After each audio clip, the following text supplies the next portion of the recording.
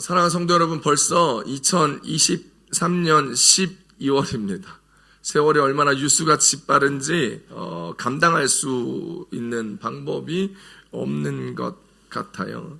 지난 금요일이었던 12월 1일, 여러분 12월 1일은 저와 제 아내가 1살 된 우리 소명이를 데리고 스페인에 처음 온 날이에요. 전날이에요, 전날.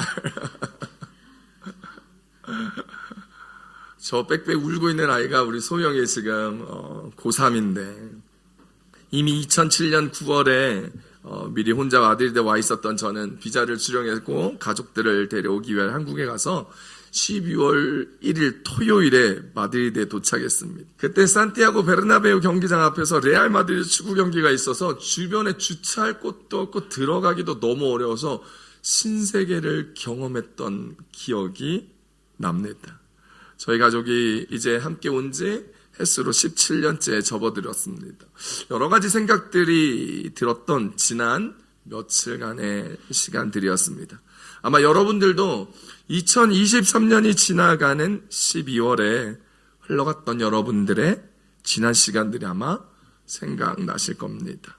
그러면서 이제 새로운 2024년을 준비할 생각들, 이제 어떻게 살아야 할까라는 고민들, 생각들을 해야겠지요. 지난 날을 돌이켜보면서 새로운 날들을 기대해 보아야 할 것입니다. 오늘부터 기독교 절기상의 대강절입니다. 대강절을 영어로 Advent라고 얘기합니다.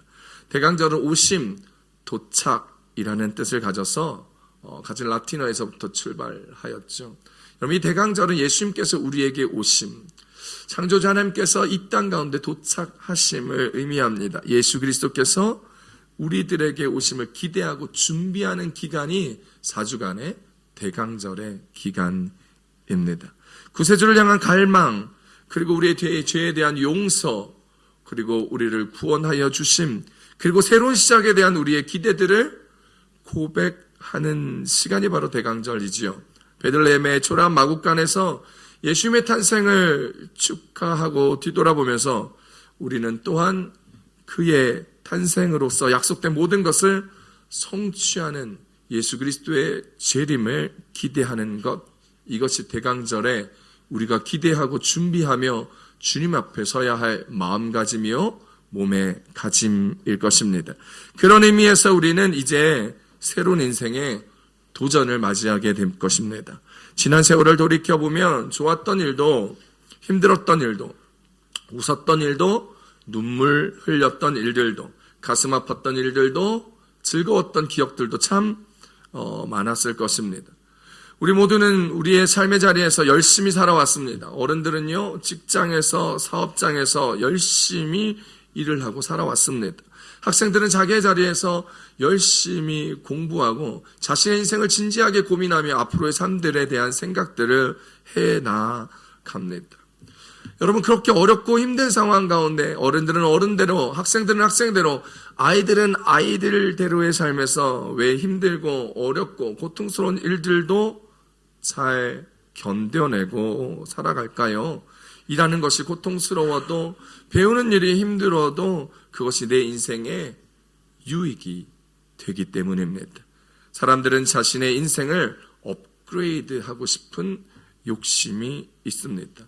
인생을 업그레이드하고자 하는 욕심, 그것은 거룩한 욕심이지요. 좀 더 나은 삶을 살아가기 위해 스페인으로 이민 오신 분들, 좀 더 나은 일들과 스텝들을 위해서 스페인으로 유학 오고 교환학생을 신청하고 조금 더 나은 미래들의 스펙들을 쌓기 위하여 새로운 직장과 사업에 도전해보는 우리들의 인생, 더 나은 미래를 꿈꾸며 우리는 새로운 도전을 마다하지 않습니다.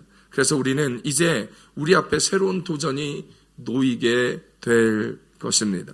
자, 그렇다면 이제 우리 앞에 놓여질 새로운 도전을 위하여 우리는 어떻게 해야 할까요? 그것을 위하여 오늘 성경 말씀은 우리들에게 어떤 은혜를 주실까요? 첫 번째입니다. 주님은 위기의 상황에서 즉시 우리를 구원해 주신다는 것입니다. 따라합시다. 주님은 위기의 상황에서 즉시 우리를 구원하여 주십니다. 오늘 본문 마태복음 14장 31절 말씀 함께 봅니다. 시작. 예수께서 즉시 손을 내밀어 그를 붙잡으시며 이르시되 믿음이 작은 자여 왜 의심하였느냐 하시고 아멘.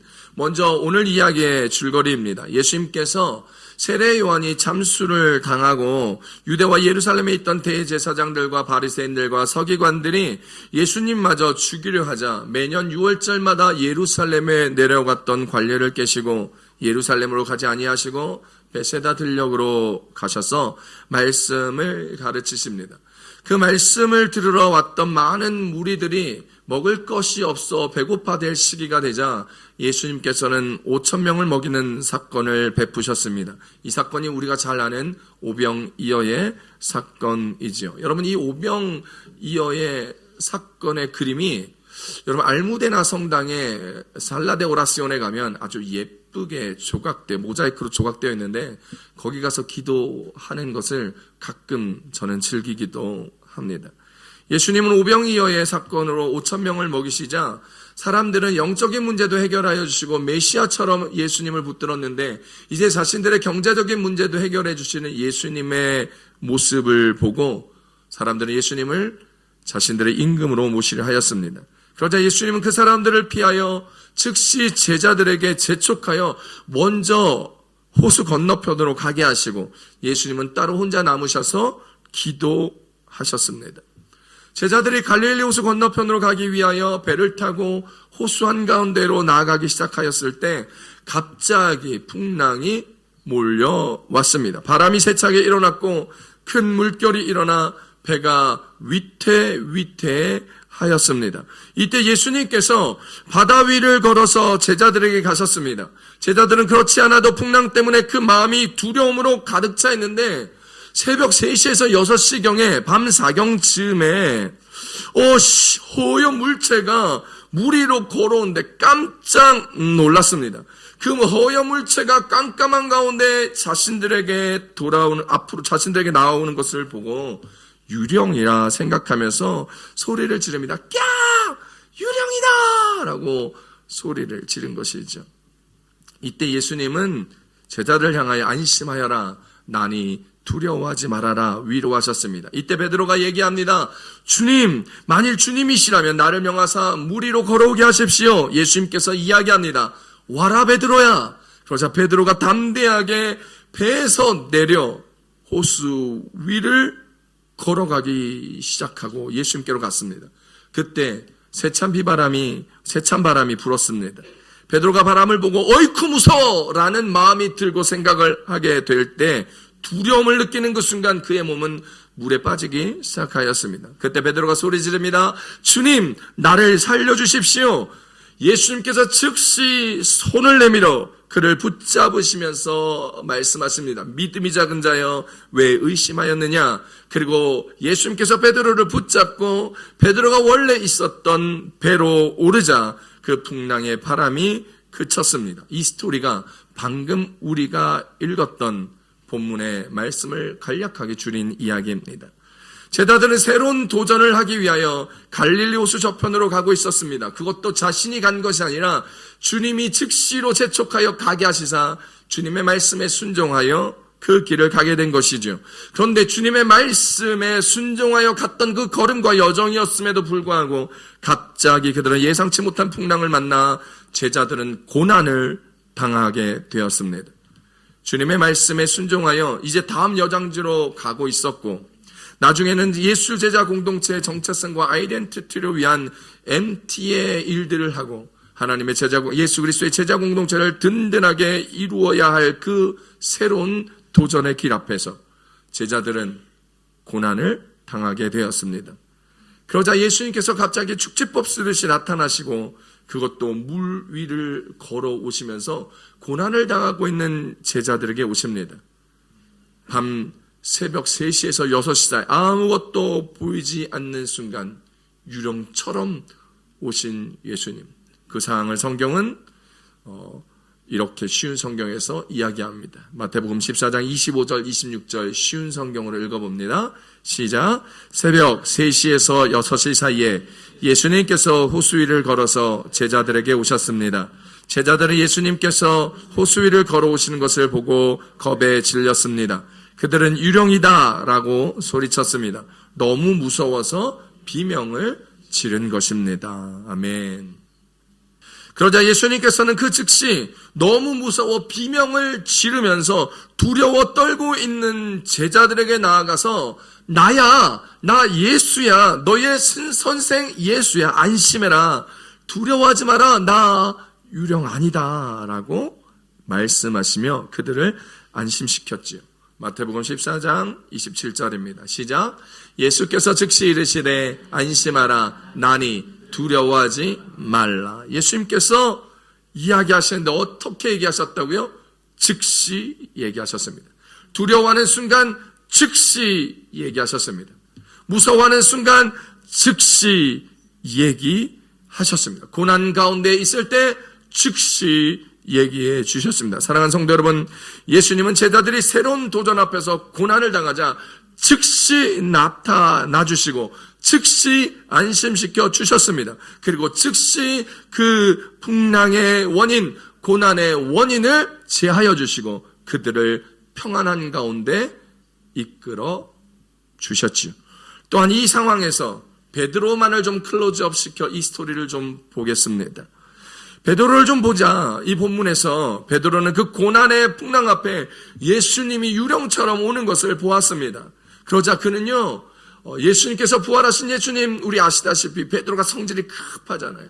부활하신 예수님이 오자 겉옷을 벗어놓고 배에서 뛰어내려 예수님 앞에 무릎 꿇고 엎드렸던 베드로의 그 성정 그대로 오늘 예수님을 보자마자 그는 예수님 앞에 이야기합니다. 만일 주님이시라면 나에게 말씀하셔서 주 앞으로 오라 하여 주십시오 라고 말이죠. 그는 풍랑이 있었지만 주님만을 바라보게 되었을 때 이 풍랑도 겁나지 않았고 이곳이 물 위라는 것도 겁내지 않았습니다. 그저 주님 앞에 나아가고 싶었습니다. 예수님이 말씀하시면 자신도 예수님처럼 물 위에 서 있을 수 있고 물 위를 걸을 수 있다고 생각했습니다. 그리고 주님의 말씀을 들었습니다. 오라 베드로야. 그 말씀을 듣고 바로 순종하여 배에서 뛰어내려 말씀대로 물 위를 걷기 시작하였습니다. 물 위를 한 발, 두 발, 세 발 걸을 수 있었습니다. 주님을 바라보았기 때문이죠. 근데 그때 갑자기 바람이 세게 부는 것을 보자 덜컥 겁이 나기 시작하였고 그 마음에 또한 무서움이 찾아오기 시작하였습니다. 그러자 주님만을 바라보았던 그의 시선에 풍랑을 바라보는 시선으로 바뀌었습니다. 주님을 믿었던 시선에 두려운 마음이 가득하기 시작하였습니다. 담대함 대신에 고민과 두려움의 마음이 베드로를 지배하였게 되었고 결국 베드로는 시선을 빼앗기고 마음을 빼앗기자 물에 빠지게 되었습니다. 그러자 예수님은 그 물에 빠진 베드로에게 즉시 손을 내밀어 베드로도 붙잡아 주었고 그의 삶을 구원해 주었습니다. 마태복음 14장 29절로 31절까지 쉬운 성경으로 함께 보겠습니다. 시작. 예수님께서 말씀하셨습니다. 오너라. 베드로는 배에서 내려 물 위를 걸어 예수님께로 향했습니다.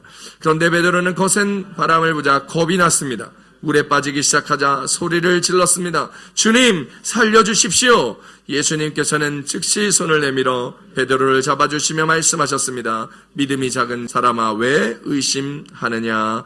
아멘. 사랑하는 성도 여러분, 우리가 새로운 도전을 위하여 기도하고 주님을 바라보고 담대하게 믿음의 걸음을 걸을 수 있습니다.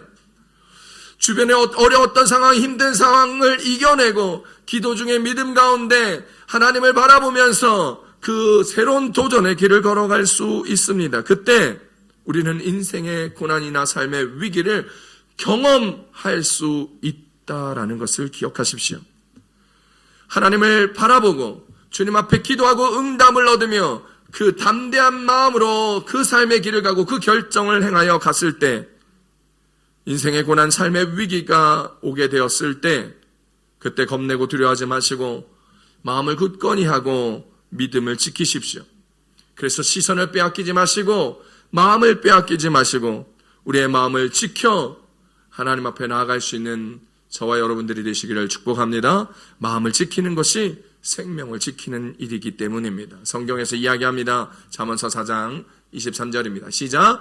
모든 지킬 만한 것 중에 더욱 내 마음을 지키라. 생명의 근원이 이에서 남이니라. 아멘. 우리에게 고난이 있고 어려움이 있고 예기치 못한 순간이 닥친다 할지라도 우리가 주님께서 우리를 지켜보고 계시다가 즉시 우리를 도우신다는 것을 믿으시는 성도 여러분 되시길 축복합니다. 즉시 도우시는 하나님, 즉시 우리를 구원하시는 주님이십니다. 그러니 여러분 실패를 염려하지 말고 새로운 도전 앞에 서십시오.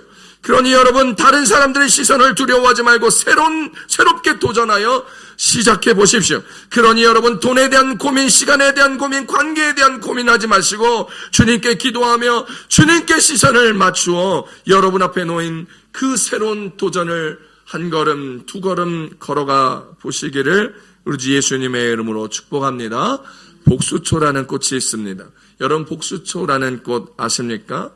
여러분 이 이름은 한자어로 복자의 목숨 숫자, 즉 복을 많이 받고 오래 살라라는 뜻을 가지고 있는 복수초입니다. 코스모스와 비슷하게 생긴 노란 꽃잎을 가진 꽃입니다.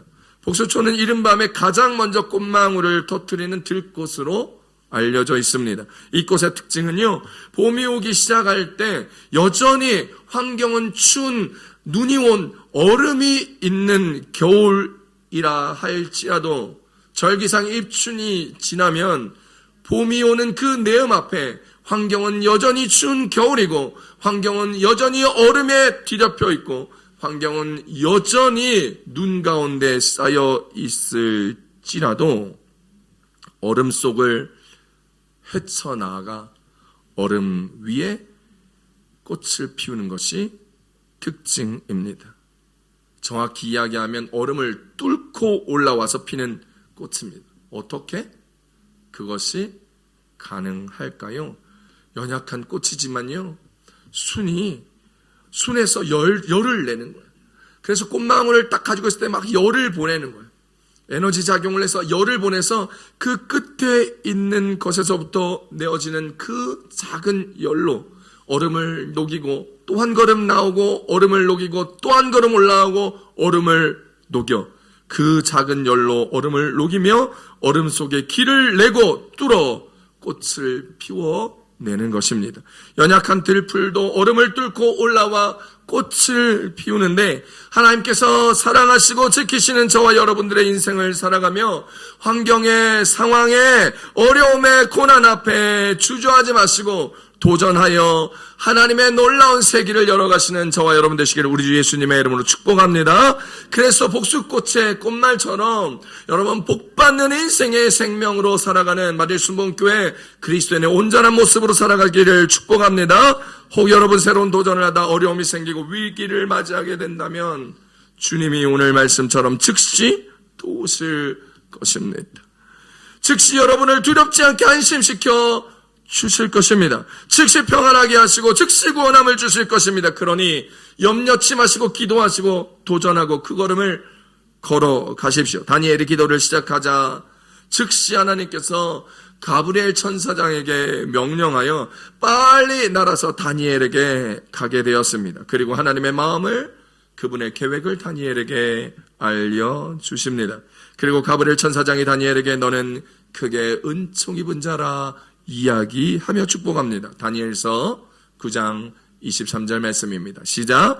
곧 내가 기도를 시작할 즈음에 명령이 내렸으므로 이제 내게 알리러 왔느니라. 너는 크게 은총을 입은 자라. 그런즉 너는 이 일을 생각하고 그 환상을 깨달을지니라. 아멘. 다니엘의 기도를 시작하자마자 즉시 하나님께서 가브리엘 천사장에게 명령을 내려 가브리엘이 다니엘에게 하나님의 뜻을, 그분의 마음을 알리러 온 것입니다. 그리고 나는 크게 은총을 입은 자라 이야기합니다. 사랑하는 성도 여러분, 우리가 기도하자마자 주님은 즉시 움직이심을 기억하시길 바랍니다. 그리고 우리는 주님의 큰 은총을 입은 자임을 기억하는 여러분 되시길 축복합니다. 우리가 기도하면 하나님은 역사하십니다. 우리가 기도하면 하나님은 우리를 위하여 일하기 시작합니다. 하나님은 그런 분이십니다. 어떤 위기와 어려움 앞에서도 굴복하지 않도록 기도하는 우리들이 되도록 주님은 우리와 함께 하시며 우리 가운데 즉시 응답하시고 은혜 주시는 그런 분입니다. 그때 그렇게 우리가 기도할 때 즉시 주님은 응답하실 때, 즉시 우리를 도우실 때, 즉시 우리에게 평안을 주실 때 주님을 사랑하는 우리들이 되어 큰 은총을 내리기에 합당한 우리들의 삶을 살아가게 되는 마디예수 모험교회 성도들 2024년이 열어지게 되기를 우리 주 예수님의 이름으로 축복합니다. 축복합니다. 두 번째 오늘 말씀 주시는 애는 주님은 항상 우리와 함께 하신다라는 것입니다. 따라합시다. 주님은 항상 우리와 함께 하십니다. 좌우 옆 사람 앞뒤 사람 한 번 더 인사합시다. 주님은 여러분과 함께 하십니다. 시작. 아멘. 오늘 말씀 마태복음 14장 31절로 32절 말씀 함께 봅니다. 시작. 예수께서 즉시 손을 내밀어 그를 붙잡으시며 이르시되 믿음이 작은 자여 왜 의심하였느냐 하시고 배에 함께 오름에 바람이 그치는지라. 아멘. 사랑하는 성도 여러분, 오늘 성경 본문 말씀에서 제자들이 당한 풍랑의 고난과 어려움이 예수님이 베드로를 건져내고 구원해내고 베드로를 데리고 제자들이 있었던 그 배에 함께 오르시자마자 풍랑이 잠잠해졌습니다. 여러분, 우리가 꼭 기억하고 깨달아야 할 것이 있습니다. 바로 뭐냐면 예수님이 함께 배에 오르니 풍랑이 잠잠해졌다라는 것입니다. 여기서 말하는 배가 무엇입니까? 우리의 인생입니다. 우리의 가정입니다. 우리의 교회입니다. 여러분의 삶의 그 자체입니다. 그런데 성경은요, 예수님이 베드로와 함께 그 배에 오르시니 그들이 그 배 위에서 당하던 고난이 멈추고 바람이 그치고 어려움이 물러가며 그들의 삶에 평안함이 임하였다라는 사실 우리 가운데 이야기하고 있는 것입니다. 예수님이 함께 있었는데 배 안에 함께 있지 않고 물 위, 배 밖에 서 있을 때는 여전히 풍랑이 일었었습니다. 그런데 예수님이 물 위에서 배 안으로 들어오셨을 때 그때 어려움이 그치고 바람이 그치고 그들의 삶에 평안이 찾아왔습니다.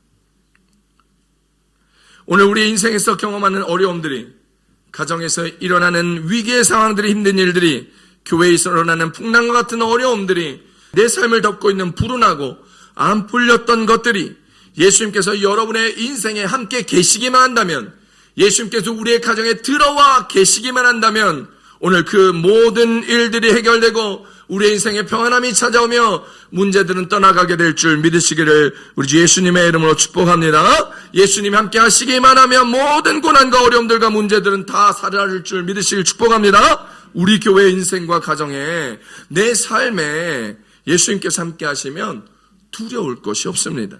남편이요? 아니요. 이만 하에 저만 하 찍으면 남이라는 가요도 있지 않습니까? 남편이요, 지금은 좋죠. 아내 지금은 좋죠. 그런데 갈라서면 끝입니다. 조금만 상처받으면 떠납니다. 남보다 못한 사이가 될 수 있어요.